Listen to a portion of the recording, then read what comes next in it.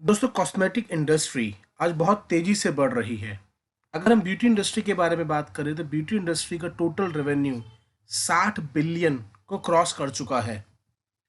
65% youth ने पिछले 10 सालों में कॉस्मेटिक्स के ऊपर अपना एक्सपेंडिचर 75% बढ़ाया है।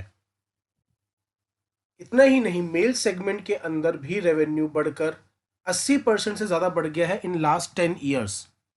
और ब्यूटी इंडस्ट्री हर साल 20% पे ग्रो कर रही है। यानी कि इससे पता लगता है कि हम लोग अपने दिनचर्या के अंदर ब्यूटी प्रोडक्ट्स का कितना ज़्यादा इस्तेमाल कर रहे हैं। बट मैं आपको बस से पूछना चाहता हूँ और कुछ बताना चाहता हूँ कि ये कोइंसिडेंस है या एक भयानक सत्य है कि वुमेन मेन से ज़्यादा कॉस्मेटिक्स का इस्तेमाल करती हैं और कैंसर केसेस भी वुमेन में मेन से ज़्यादा हैं। पिछले 10 सालों में कॉस्मेटिक इंडस्ट्री का इस्तेमाल बहुत तेजी से बढ़ा है और पिछले 10 सालों में ही ब्रेस्ट कैंसर में भी बहुत तेजी से बढ़ोतरी आई है। अगर हम ब्रेस्ट कैंसर के आंकड़ों पे बात करें तो आज 30% इंडियन वुमेन को ब्रेस्ट कैंसर ऑलरेडी हो चुका है। यानी कि हर 3 में से एक महिला को ब्रेस्ट कैंसर है। अर्थात मेरी मदर, मेरी सिस्टर और मेरी वाइफ में से किसी एक को ब्रेस्ट कैंसर है, ऐसा ये आंकड़े बताते हैं। इतना ही नहीं, ब्रेस्ट कैंसर 32% केसेस में शामिल है, जितने टोटल केसेस वुमेन के अंदर निकल के आते हैं कैंसर के, जो कि सर्विकल कैंसर से कहीं ज़्यादा है। 50% patients of breast cancer with in 5 years मौत के घाट उतर जाते हैं। और आज ब्रेस्ट कैंसर बहुत तेजी से यंग एजेस में भी बढ़ रहा है। ये सारे का सारे डिटेल के अंदर आप breastcancerindia.net के ऊपर जाके इस जानकारी को पढ़ सकते हैं। ये कुछ न्यूज़ रिपोर्ट्स हैं जिनको हम जनरली नज़रअंदाज कर देते हैं, जो बताते हैं कि ब्रेस्ट कैंसर कितनी तेजी से हिंदुस्तान में ग्रो कर रहा है।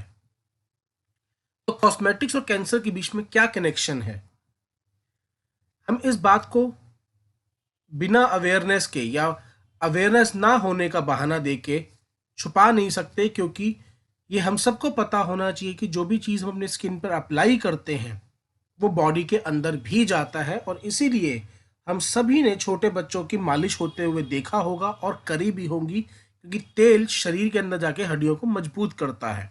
तो स्किन पे लगी हर चीज़ शरीर के अंदर जाती है। और इतना ही नहीं, केवल 26 सेकंड में चली जाती है। इसीलिए जब खेलते वक्त किसी एथलीट को चोट लगती है तो उसको दवाई खिलाने की बजाय स्प्रे किया जाता है, क्योंकि स्किन के थ्रू दी हुई चीज़ केवल 26 सेकंड में असर डालना स्टार्ट कर देती है। एक सर्वे में पता लगा कि women on an average 168 chemicals का इस्तेमाल करती हैं अपने स्किन पे हर रोज। 232 तरह के टॉक्सिक केमिकल्स पाए गए थे अम्बिकल कॉर्ड में, जो बच्चे का और नार होता है जिससे बच्चे जुड़े हुए होते हैं अपनी माँ से गर्भ के अंदर, उसके अंदर 232 तरह के टॉक्सिक केमिकल्स पाए गए थे यूएस के अंदर एक स्टडी में। और ये तो यूएस का आंकड़ा है, हिंदुस्तान के आंकड़े की तो हम बात ही भूल जाते हैं।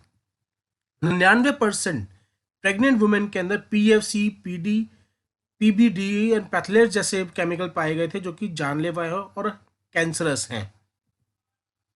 पैराबेन्स को पाया गया ब्रेस्ट कैंसर के साथ उसका सीधा लेना देना है, सीधा जुड़ाव है।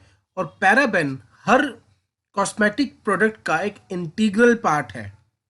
इतना ही नहीं, कई किताबें आज लिखी जा चुकी हैं कैंसर के ऊपर कि किस तरह से कॉस्मेटिक्स हमारे शरीर के अंदर कैंसर को इम्प्लांट कर रहे हैं।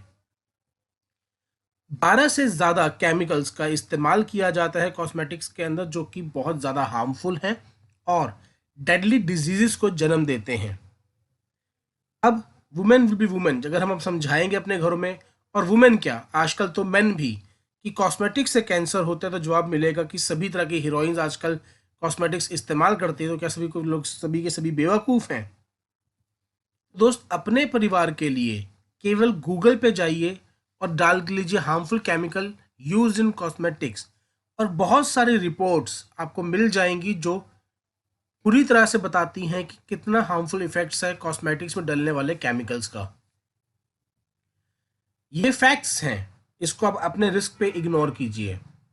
ये सभी सभी बड़े ब्रांड्स के ऊपर एक रिसर्च की गई थी, उसमें पाया गया कि कितने बड़े बड़े ब्रांड्स के अंदर भी ऐसे हार्मफुल केमिकल्स पाए गए हैं और हर एक प्रोडक्ट में ये धड़ल्ले से इस्तेमाल किए जा रहे हैं। यूएस और यूरोप के अंदर ऐसे कई प्रोडक्ट बैंड हैं और कई तरह के केमिकल्स बैंड हैं जो इंडिया में धड़ल्ले से इस्तेमाल किए जाते हैं।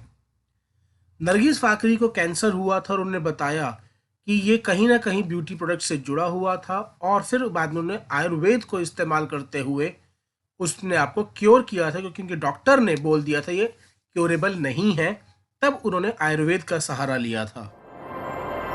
प्लीज हमारे साथ जुड़िए कैंपेन फॉर सेफ कॉस्मेटिक के लिए, जो 100% सेफ कॉस्मेटिक रेंज है, एलोवेरा बेस्ड है। एलोवेरा एक बहुत इंपॉर्टेंट इंग्रेडिएंट है अगर आपको स्किन हेल्दी, कोई भी हार्मफुल केमिकल इसके अंदर नहीं है। और बेस्ट पार्ट, हम आज जिस बजट के ऊपर प्रोडक्ट्स लेके आ रहे हैं उसी बजट पे आपके बजट को इम्पैक्ट किए बिना हम आपको 100% केमिकल फ्री प्रोडक्ट्स जो कि 100% सेफ हैं वो प्रोवाइड कर रहे हैं। तो आज ही अपने परिवार के लिए और अपने परिवार की सलामती के लिए 100% केमिकल फ्री प्रोडक्ट्स पे शिफ्ट हो जाइए।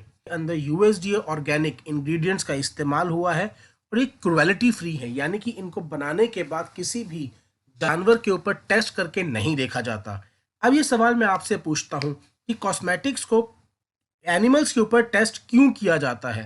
क्योंकि कंपनियां जो इनको बना रही हैं वो जानती हैं कि ये हार्मफुल हैं, बस वो ये देखना चाहते हैं कि कहीं ऐसा तो नहीं है कि आज शरीर पे लगाए और कल फफोले हो गए।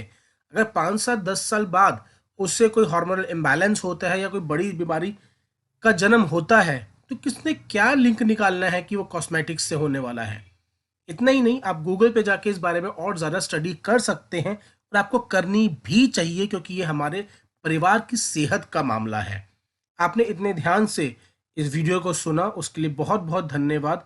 बट हाँ, 100% केमिकल फ्री प्रोडक्ट्स पे शिफ्ट हो जाइए। Thank you very much.